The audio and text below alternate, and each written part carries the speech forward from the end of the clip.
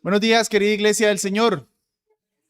Vamos a continuar con nuestros estudios en los que deseamos conocer más al Espíritu Santo.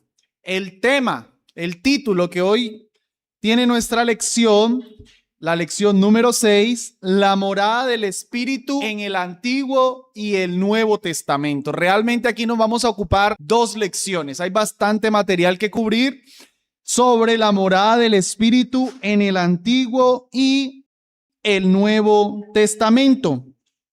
El tema grande que está cubriendo esta lección es la obra del Espíritu en la historia redentora. Ya vimos cómo el Espíritu obró en todos los distintos periodos bíblicos. Ahora vamos a enfocarnos en esa diferencia o particularidad que hay entre su obra en el Antiguo en cuanto a su morada y su obra en el Nuevo en cuanto a su morada. Como resumen de la lección de hoy, lo tienen en pantalla.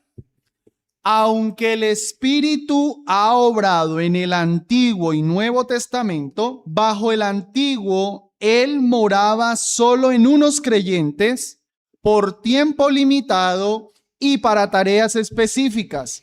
Pero en el Nuevo Pacto mora en todos los creyentes de manera permanente. Esa es la tesis de esta y la próxima exposición. Demostrar que el Espíritu Santo en el Antiguo Testamento no moraba en todos, solo moraba en unos.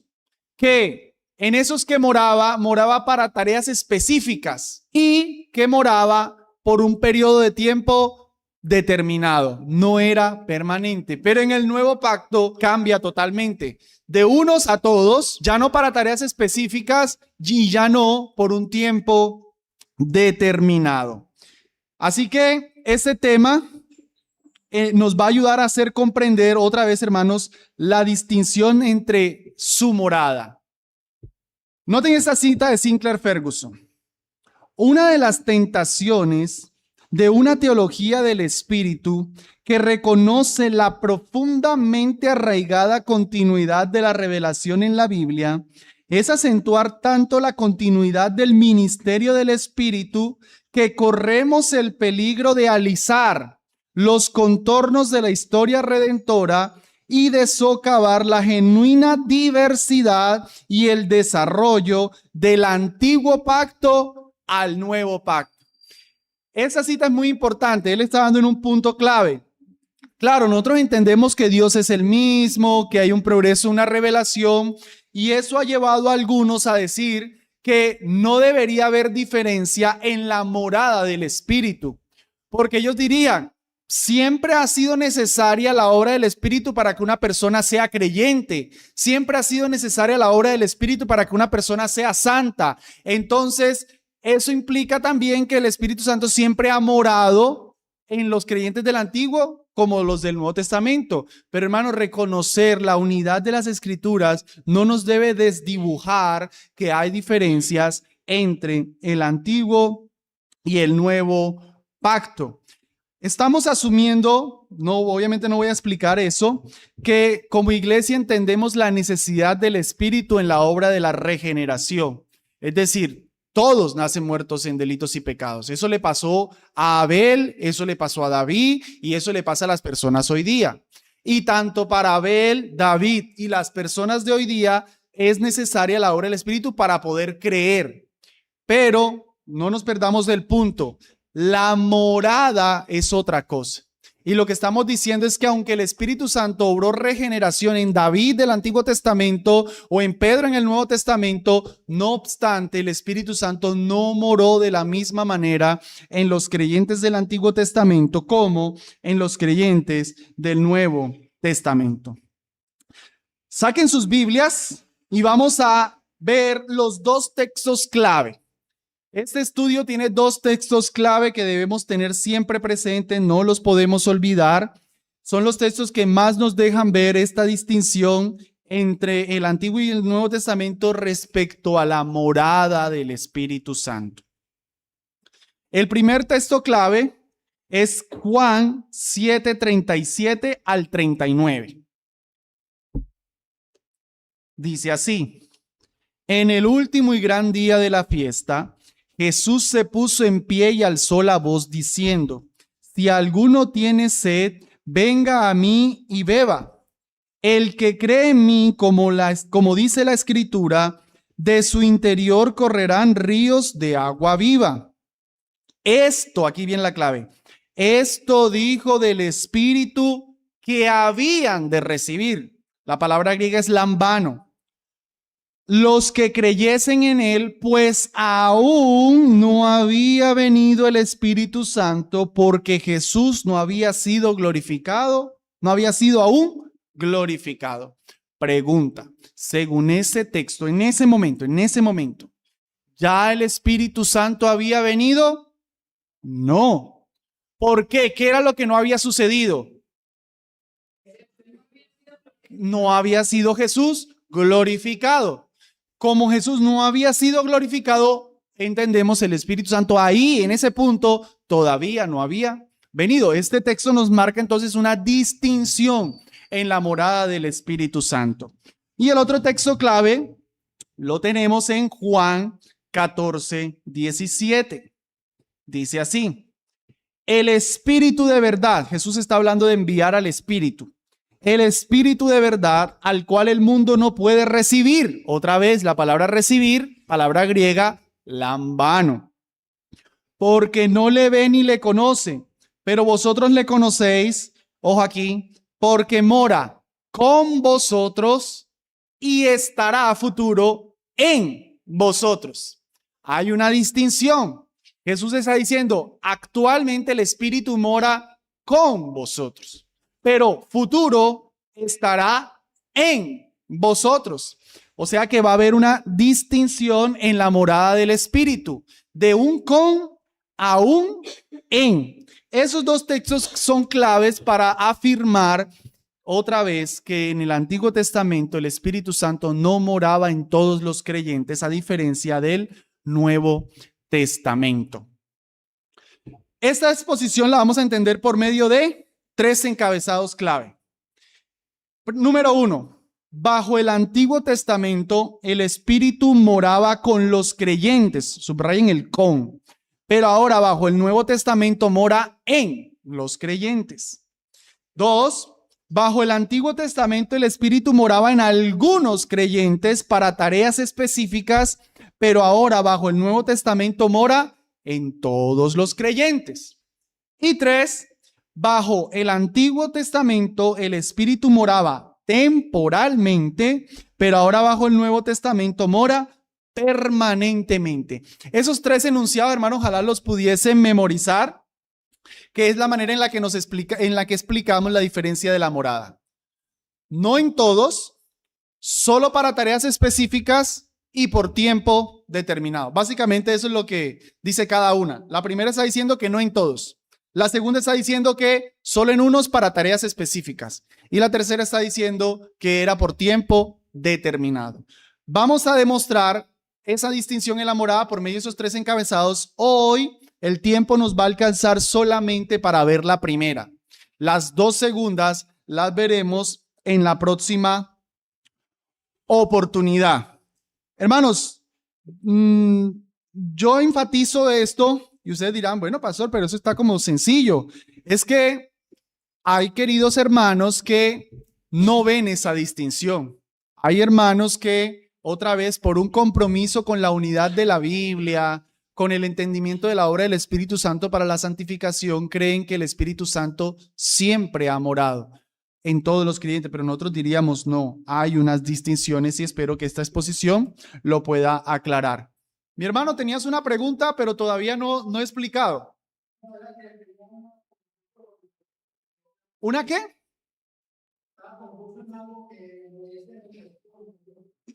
Ok, dale, dímela. Juan 7, 37 al 39. Juan 14, 16 y 17, pero realmente leímos el 17.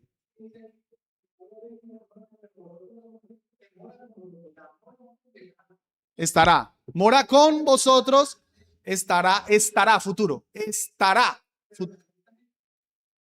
Vamos a ver la exposición. Estará, futuro. Estará en. Claro, pero con. no en. Mora con no es lo mismo que mora en. Tú estás con el hermano Hernando al lado tuyo, pero el hermano Hernando no está en ti. Esa es la clave, hermano. Buena pregunta, porque esa es la clave. Es una diferencia estar con a estar en. Lo que vamos a sustentar es que el Espíritu Santo estaba con los creyentes, pero no en los creyentes del Antiguo Testamento. ¿Cómo? Bueno, bajo el Antiguo Testamento, entonces veamos la primera exposición. Bajo el Antiguo Testamento, el Espíritu moraba con los creyentes, pero ahora bajo el Nuevo Testamento mora en los creyentes. El énfasis por ahora, hermanos, en este primer encabezado que vamos a tratar, como les dije, vamos a ver 3, hoy solamente nos vamos a quedar en el primero. El énfasis está en ese con y ese en, la diferencia entre el con y el en. Ya alguno me pudiera decir, pastor, pero el Espíritu moró en Saúl, pero el Espíritu moró en Gedeón, el Espíritu moró en el templo. Ya vamos a ir al en, ya vamos a ver las excepciones. Por ahora la regla general es que no moraba en todos, sino que moraba con todos. Entonces, para sustentar esto, empecemos viendo en primer lugar que el Espíritu no moraba en los creyentes del Antiguo Testamento. En el Antiguo Testamento siempre se habla de Dios morando con el creyente. Vamos a ver una serie de pasajes, hay muchísimos, hermanos. Un autor reconoce 108 referencias en las que se habla de Dios con el creyente. No vamos a abarcarlas todas, solamente voy a tratar de tomar unas de distintos periodos bíblicos. En primer lugar, si quieren vayan en sus Biblias a Génesis 26, 3. Génesis 26, 3.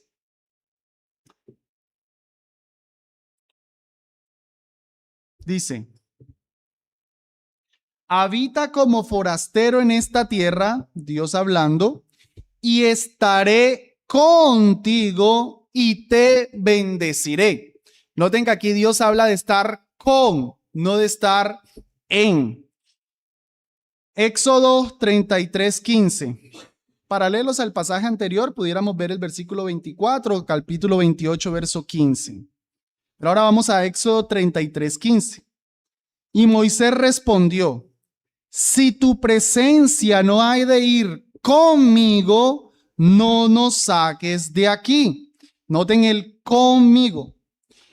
¿Y en qué se conocerá aquí que he fallado, que he hallado gracia en tus ojos, yo y tu pueblo, sino en que tú andes con nosotros? Miren cómo Moisés habla de la presencia del Señor, pero con ellos. Y en último lugar, Isaías 43, 2.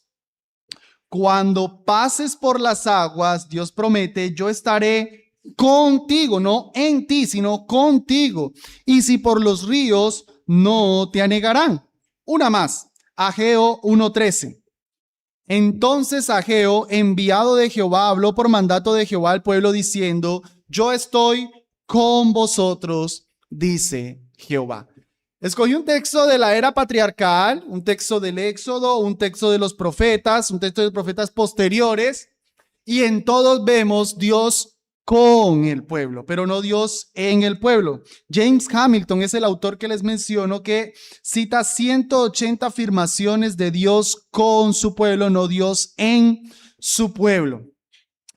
Otro punto que nos hace entender que el Espíritu no moraba en los creyentes del Antiguo Testamento es el derramamiento escatológico del Espíritu, que se anuncia como algo venidero. Un derramamiento escatológico nos da la evidencia de que el Espíritu entonces no moraba en todos los creyentes. Si era algo que estaba por venir, entonces era algo que no disfrutaban todos los creyentes. Vamos a ver varios versículos. Hermanos, trato de ver varios pasajes, los pongo en pantalla por ganar un poco de tiempo y por no cargarlos buscando rápido.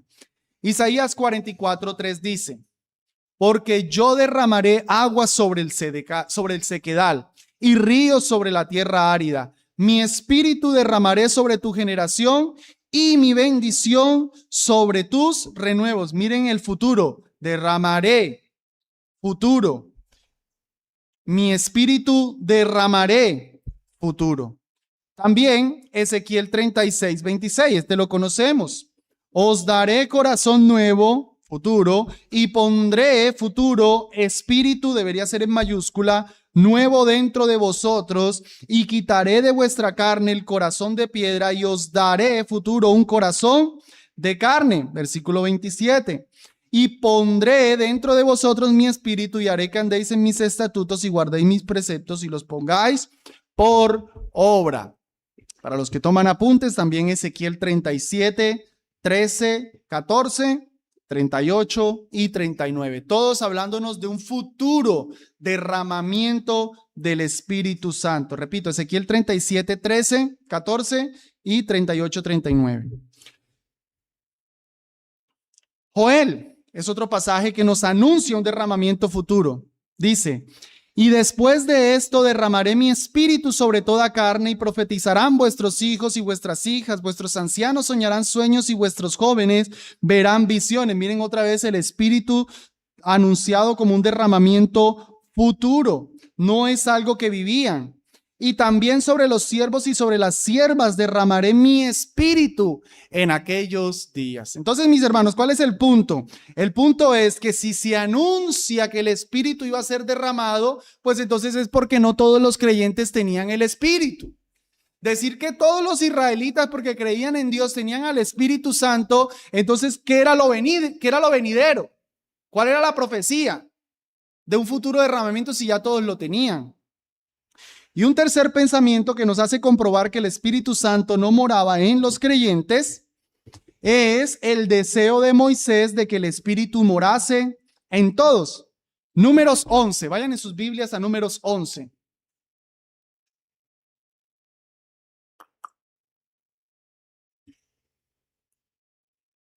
¿De qué se está hablando en Números 11? De aquella elección de 70 ancianos para que gobernaran con Moisés. Moisés siguiendo,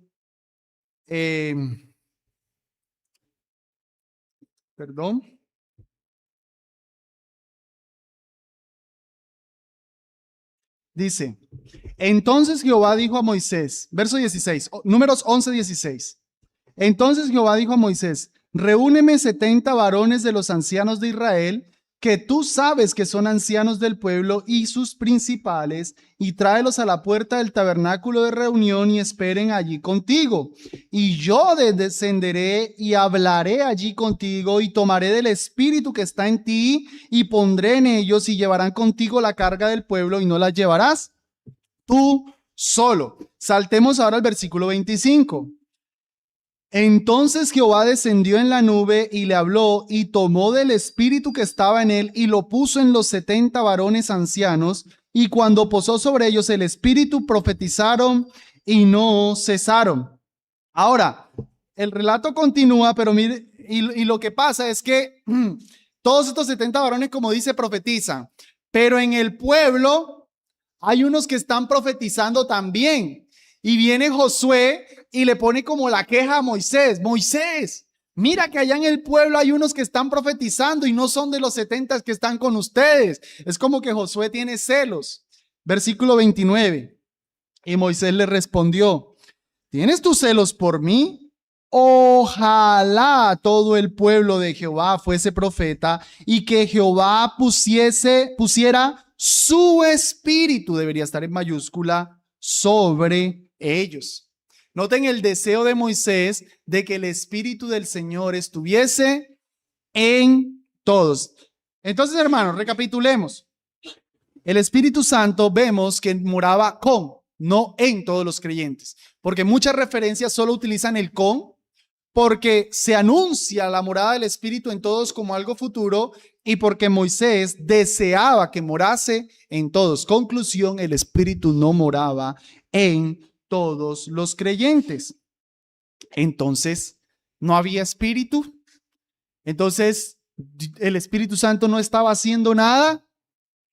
¿Dónde estaba el Espíritu? Bueno, en segundo lugar, vamos a ver que el Espíritu, si bien no moraba en los creyentes, moraba en el templo.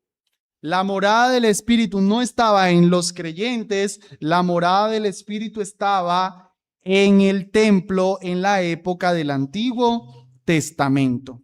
Veamos una primera idea al respecto de esto, entendiendo al templo como la morada del Señor.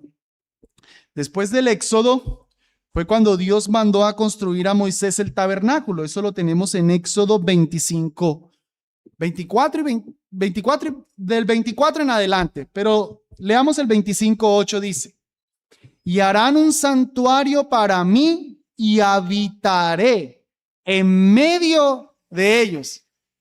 ¿Qué notamos aquí ahora? ¿Cuál sería el énfasis aquí? ¿Cuál es la clave en ese pasaje? ¿Qué diferencia notan de todo lo que leímos ahorita?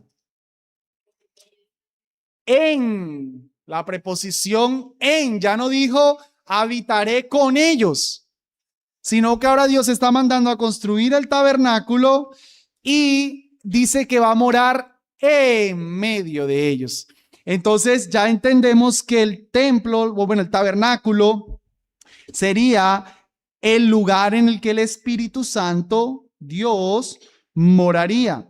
Ya nosotros entendemos que más adelante ese tabernáculo se convierte en el templo en la época de Salomón, cuando ya lo construyen como tal, un edificio físico.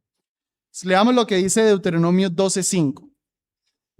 Sino que el lugar que Jehová vuestro Dios escogiere de entre todas vuestras tribus para poner allí su nombre para su habitación, ese buscaréis y allá iréis. Entonces, ¿dónde moraba Dios? En el templo, no en los creyentes. Por eso era que los creyentes, hermanos, y vayan teniendo esto en mente para unas aplicaciones al final, los creyentes bajo el Antiguo Testamento, entonces por eso es que toda su vida espiritual estaba en torno al templo. Ellos, si iban a presentar un sacrificio, no lo podían hacer en su casa, ellos tenían que ir al templo. Ellos, cuando Salomón dedica el templo, dice: todo aquel que ore hacia este lugar, tú lo escucharás desde tu santa morada. Por eso es que en la historia de Daniel, ustedes ven que Daniel está orando mirando hacia el templo, porque todo era pensando, la morada de Dios está ahí. Esa es la presencia del Señor. En estos días, precisamente en mi devocional, estuve leyendo la historia cuando Ezequías viene Senaquerib y le presentan unas cartas y Ezequías, como que va delante del Señor, va al templo y le pone las cartas y le dice: mira lo que me escribieron, como en la presencia misma del Señor. Si tú fueras a hacer eso hoy día, pues tú lo haces en tu propia casa. Pero ahí no, o sea, Ezequías no lo podía hacer en su casa, no, tenía que ir a la presencia del Señor, tenía que ir al templo, porque ahí moraba Dios. Leo esta cita de un diccionario teológico, por lo menos el editor Claudionor Correa. En el periodo del Antiguo Testamento, la presencia divina se limitaba al tabernáculo y más tarde al Santo Templo. O sea, el israelita tenía que ir a la casa de Dios para tener conciencia de la presencia de Dios en medio de su pueblo. Conclusión: el Espíritu moraba en el templo. Y entonces, una segunda idea que desarrollamos aquí es que el templo venía a ser el medio santificante. Los hermanos que no distinguen la morada del Espíritu del Antiguo al Nuevo Testamento es porque entienden que sin Espíritu Santo no hay santificación, y nosotros decimos correcto. Pero es que el Espíritu Santo no tiene que estar dentro para poder santificar. Estando dentro santifica mejor. En el Antiguo Testamento lo hacía desde el templo. Otra vez, por eso todas esas referencias de orar mirando al templo, mirando hacia el templo, llevando el sacrificio al templo, presentando oraciones en el templo, toda la vida espiritual, toda la santidad giraba en torno al templo, porque era desde el templo que Dios Dios moraba, y desde ahí era que santificaba a su pueblo. Ustedes pueden darle un repaso al libro de los Reyes, de Crónicas y ver cómo los buenos reyes se preocupaban por el templo, los malos reyes menospreciaban el templo. La santidad estaba anclada al templo, cómo se relacionaban con el templo. Habiendo visto todo eso, que básicamente ha sido una demostración de que el Espíritu no moraba en todos, sino con los creyentes y que moraba en el templo, pasemos ahora y veamos la tercera idea. El Espíritu mora en los creyentes del Nuevo Testamento. Primero notemos la afirmación del cambio. ¿Cuál era nuestro texto clave? ¿Quiénes recuerdan cuáles eran los textos claves? Juan 14, 16 y 17, o el 17 de manera particular, y Juan 7, 37 al 39. Entonces, efectivamente, como Jesús profetizó, después de él ser glorificado, vamos a ver que el Espíritu Santo ahora pasa a morar en todos los creyentes. Noten las palabras de 1 Corintios 6, 19. ¿O ignoráis que vuestro cuerpo es templo del Espíritu Santo, el cual está en vosotros, el cual tenéis de Dios y que no sois vuestros? Ya no dijo, es templo del Espíritu Santo, el cual está con vosotros. No.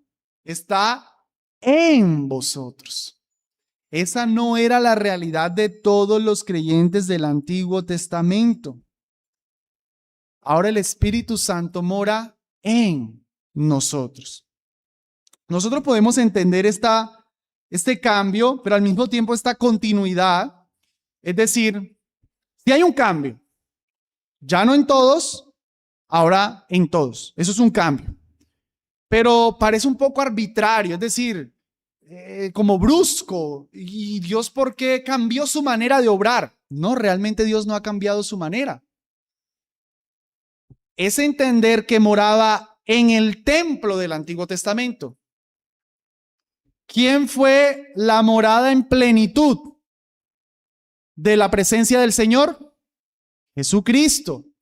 ¿Recuerdan Juan 1:14? Y aquel verbo fue hecho carne y tabernaculizó entre vosotros y vimos su gloria, gloria como del unigénito del Padre. O sea que Cristo es la presencia misma de Dios.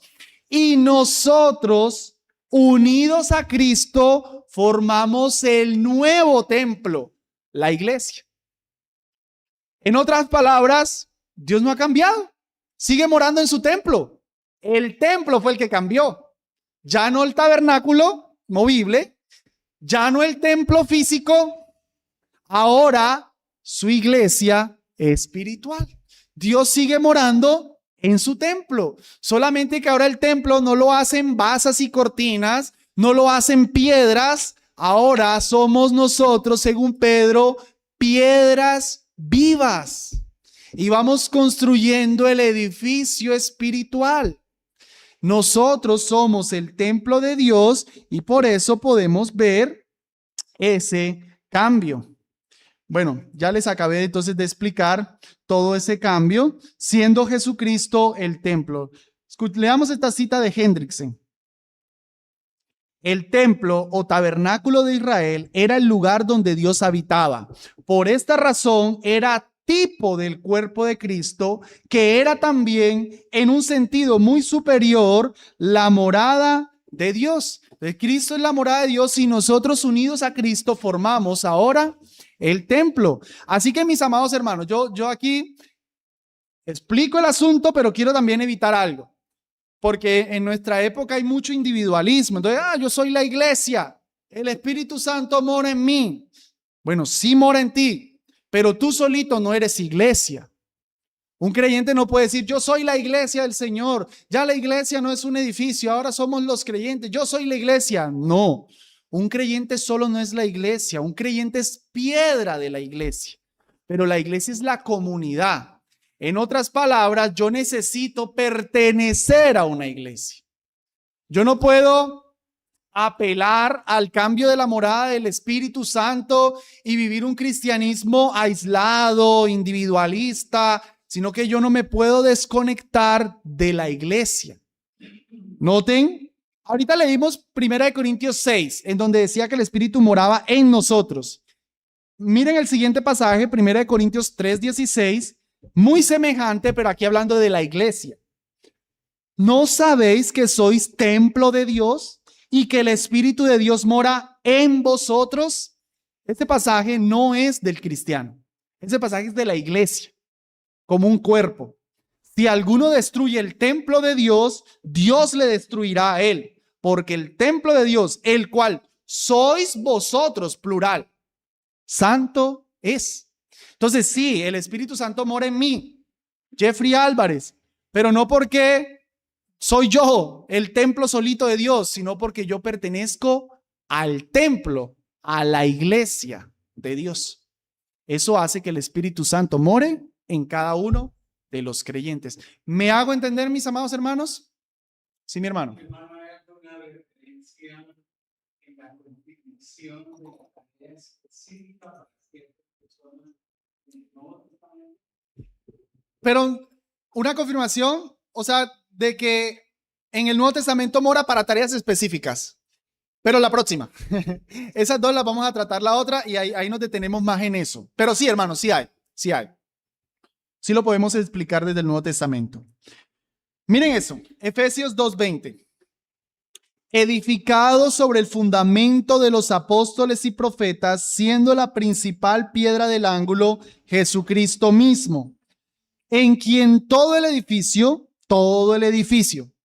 bien coordinado, va creciendo para ser un templo santo en el Señor, en quien vosotros también sois juntamente edificados para morada de Dios en el Espíritu.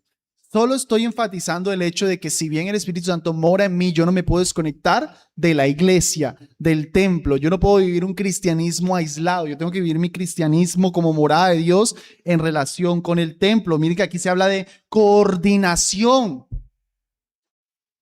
Coordinación, eso requiere ponerme de acuerdo con otras. Venga, piedra, tú ponte aquí, piedra, yo me pongo encima de esta piedra, la otra piedra póngase encima mío. Esa piedra está como un poquitico defectuosa, aquí pulámosla para hacer un templo santo para el Señor. O sea que hay cooperación, hay comunidad y así todos vamos siendo edificados para morada de Dios en el Espíritu. Permítame que no esté dejando alguna idea por fuera. Acompáñenme finalmente a Primera de Pedro, capítulo 2, versículo 5. Porque estaba haciendo referencia a este pasaje, pero no lo estamos leyendo. Primera de Pedro, capítulo 2, verso 5. No está en pantalla. Dice: vosotros también, como piedras vivas, sed edificados como casa espiritual y sacerdocio santo para ofrecer sacrificios espirituales aceptables a Dios por medio de Jesucristo. ¿Lo notan? La idea de unidad individual y corporativo. Sí, el Espíritu Santo mora en mí. Soy una piedra viva. Entonces esa piedra viva tiene que ser edificada para formar una casa. ¿Una piedra es una casa? No, una piedra no es una casa. Una piedra es usada para una casa. Entonces, yo soy una piedra viva. Ustedes, cada uno de ustedes es una piedra viva. El Espíritu Santo mora en ustedes. Sí, pero eso significa que yo debo estar en relación con una iglesia y funcionar en una iglesia, ser edificado como una casa espiritual.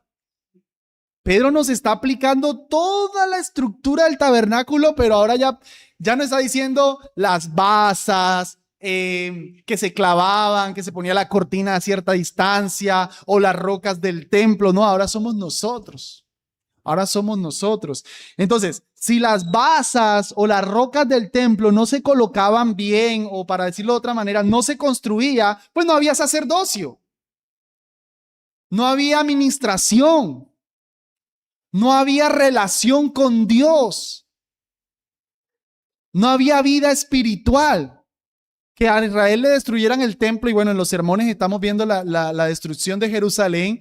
Hermanos, era destruir la vida espiritual. Entonces Pedro nos está diciendo que Cuando construimos nosotros bien el nuevo templo, cuando las piedras están funcionando bien, entonces ahora sí hay un sacerdocio bueno. Ahora sí se le pueden ofrecer sacrificios espirituales aceptables a Dios por medio de Jesucristo. Entonces los israelitas lo hacían por medio de los sacerdotes, de los levitas, del antiguo pacto que morían. Nosotros también necesitamos un sacerdote, Cristo Jesús. Notan que hay cambio, pero hay continuidad. Hay discontinuidad, pero hay continuidad. Sigue siendo el templo, solo que acá era físico. De movible el tabernáculo o inmovible, pero de piedra el templo. Ahora es espiritual, pero sigue siendo un templo. Se requería sacerdote, se requería construirlo, ya se requiere construirlo. Solo que acá eran palos, piedras. Ahora aquí son personas, piedras vivas, que somos edificados para que pueda haber un buen sacerdocio, un buen sacrificio a nuestro Señor por medio de Él mismo.